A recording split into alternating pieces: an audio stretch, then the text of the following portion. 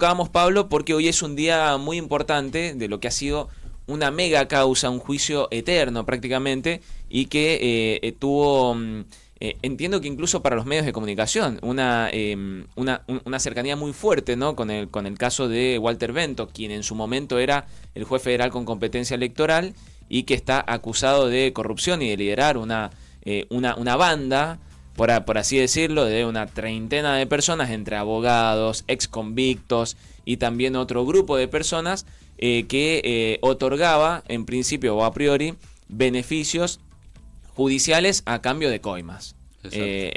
Bueno, hoy arranca una etapa muy importante, ¿no? Sí, porque estamos en la etapa de alegatos y como había tantos imputados fue larguísimo. En su momento los alegatos del Ministerio Público Fiscal y demás, que fueron un montón de jornadas de todos los acusados, y hoy empiezan los alegatos del principal acusado, de quien está acusado de ser el líder de esa banda, de esa supuesta banda, y de la asociación ilícita, esa es la figura, que es justamente Walter Bento, que es...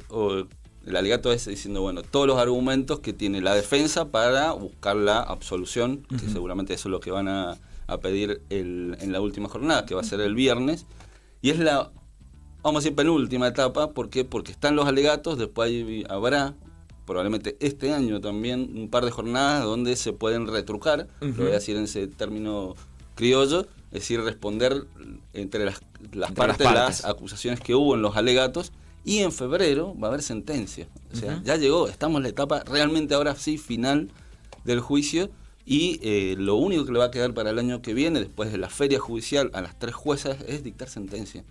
En una causa que, como bien decías, es de las más relevantes por el volumen, por el protagonista, que es juez Walter Bento, o el cargo de juez federal, del juzgado federal número 1, era el lugar de mayor poder en la justicia federal, y no va a volver a ocurrir. ¿Por qué? Porque ya cambió el sistema. Tenemos un sistema acusatorio ahora, así que quien reemplace a Walter Bento, que recordemos que ese juzgado quedó vacante, no va a tener el mismo poder, porque ahora las investigaciones penales caen sobre los fiscales, no sobre los jueces, así que es una figura que siempre ha tenido problemas, porque ya habían destituido otro juez. Recordemos que Leiva, el juez precedente, fue destituido también por en otro tipo de contexto, y no va a volver a ocurrir. Es decir, no va a haber nadie que se sienta con ese poder y esa sensación de impunidad, que es lo que vimos cuando Walter Bento estaba en el cargo, y lo que vimos en la investigación previa al juicio y durante el juicio.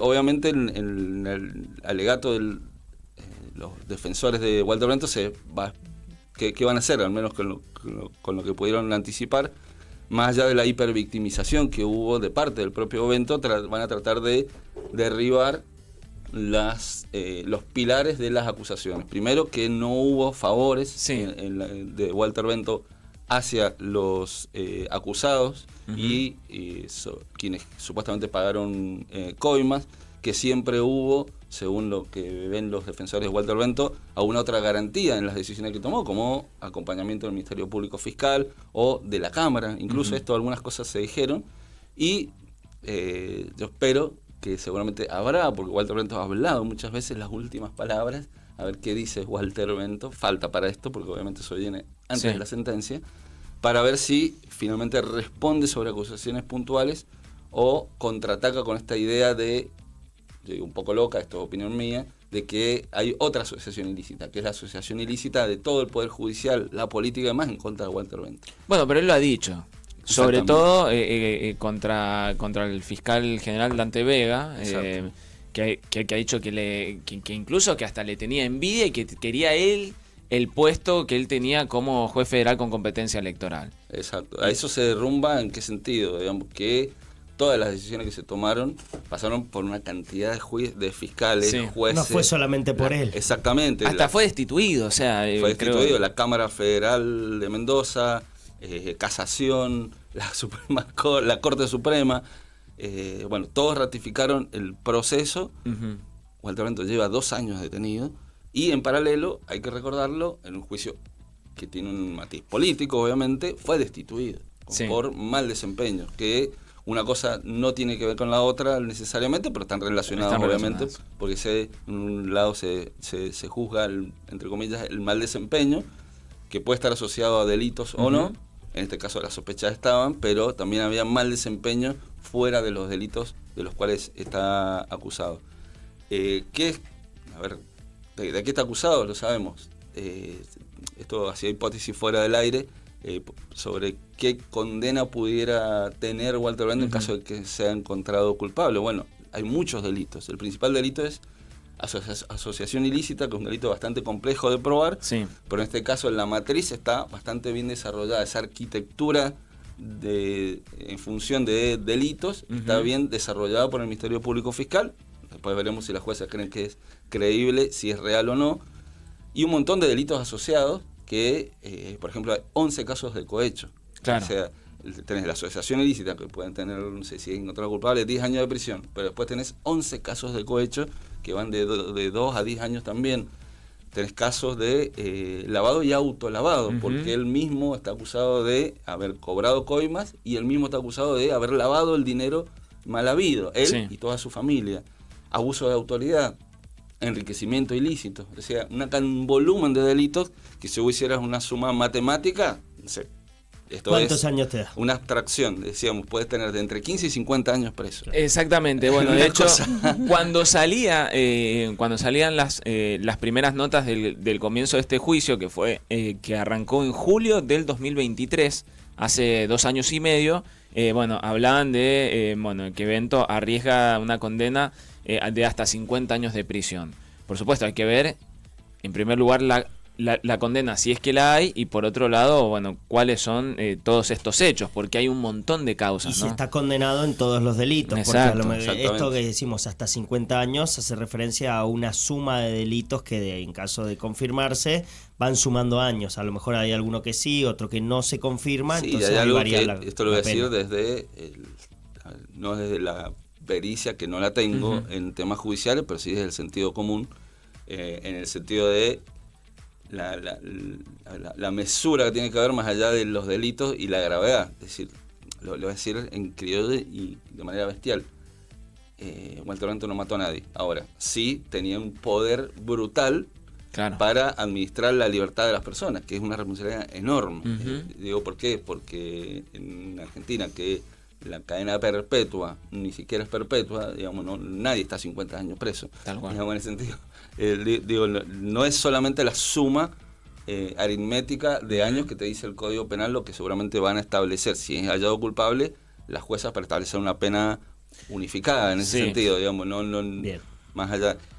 Ahora, la cantidad de puertas que se abren, y yo creo que en este juicio que ha sido muy relevante, hay muchas puertas cerradas. Conociendo el proceso, habiendo hablado con un montón de gente que está en el proceso y otra gente que no, por ejemplo, no están todos los abogados que participaron de esa matriz. No están todos los abogados. Hay abogados muy relevantes que han quedado fuera. Y hay abogados muy relevantes que conocen y no fueron parte de eso. De hecho, hay abogados que preferían no ir a la justicia federal sabiendo lo que pasaba. Y otros que iban y se ensuciaban y no están en el proceso. Esto me animo a decirlo porque lo conozco, no voy a decir los nombres, por supuesto, pues no me voy a ensuciar a nadie. Y uno se puede preguntar, y esto es medio aventurado porque no hay sentencia todavía, si esta enorme matriz de corrupción ocurría en la Justicia Federal de Mendoza durante muchísimos años, ¿ocurría con alguna otra complicidad o no? ¿Podía ocurrir sin que hubiera otra complicidad o no? Pero es que esto puede ser el comienzo, ¿no? O sea, la punta del ovillo como para seguir más allá, digo, al margen de lo que ocurra. Estamos hablando, falta una decisión final, ¿no? Del Tribunal Oral Federal número 2, que se va a conocer el 6 de febrero, ¿no? Pero en base a eso después no es que pueda llegar a ser el único juicio si es que lo hay, ¿no? Pueden conocerse otras cosas y también, como para terminar, digo, o como para cerrar un poco este tema, la dificultad que se ha tenido en este juicio, teniendo en cuenta que uno de los principales acusados en su momento, o que se hablaba de que formaba parte y que era la mano derecha de Walter Bento, está muerto, ¿no? Que es Diego Aliaga. Diego Aliaga, que si se quiere, como parte de casi hasta se puede novelar, que siempre lo hemos dicho, ese asesinato fue uno de los grandes detonantes de esa causa, de algo que era como una especie de voz oculta que todos sabían que ocurría, pero nadie nombraba a Walter Bento. Me acuerdo las notas que escribía Facundo García y Jorge Caloiro, previo a que hubiera una acusación formal que costaba que alguien te nombre a Walter Bento. O sea, hay una matriz de corrupción y nadie nombraba a Walter Bento. Por temor, por un montón de cosas. Claro. Y aparece el muerto que habló y termina desencadenando un montón de otras cosas. Hay matices enormes. Hay personas, entre ellos el fiscal Dante Vega, que todavía están custodiados en su vida cotidiana, para que sepamos. Personas muertas, personas que confirmaron en su testimonio que habían pagado coimas. Muy difícil o sea, se autoincriminaron en este mismo proceso. Un montón de matices. Y yo no sé, y esto lo planteo también como duda, porque debo no tener dudas, no ninguna certeza, es si hay un manipulite de la justicia federal o no después de esto. Yo lo pongo en duda. Lo pongo en duda porque es muy difícil para mí, ¿no?, desde el sentido común, ver que haya habido tremenda matriz de corrupción, por ahora supuesta, pero lleva 2 años preso, porque hay pruebas muy contundentes, sin otras complicidades, sin que otras personas con alta responsabilidad no lo superan, porque era juez en primera instancia. Tenía mucho poder, sí. Y hacia arriba tenía una cámara, arriba había una Corte Suprema, a los costados estaban todos los partidos políticos, todos que le temían o eran amigos porque era el juez con competencia electoral. De hecho, un montón de cosas. Podemos cerrar con esto. Poco se habla de la política, desde la política con respecto a este caso. Poquísimo. Casi que ni se nombra. Ni se nombra y no se nombraba, porque recordemos, parte del proceso ocurrió mientras Walter Bento seguía siendo juez federal con competencia electoral. Costó muchísimo que la política le soltara la mano a Walter Bento. Cuando ya estaba en el piso, le soltaron la mano. Le soltaron y empezaron algunos a pegarle en el piso, cosa que no se hace. Pero bueno, la política la miró de costado y es una realidad incómoda, bastante incómoda. Pero bueno, a veces veremos qué pasa con la sentencia, pero la sentencia no siempre es el punto final. No, por supuesto. Bueno, el dato es que hoy arrancan los alegatos, de hoy hasta el viernes. Se entiende que va a ser una de las últimas defensas que va a tener Walter Bento como ex juez federal con competencia electoral. Muchas gracias, Pablo. Nos vemos. 8:44, vamos a la tanda. MDZ Club. El círculo perfecto entre información, servicio y entretenimiento.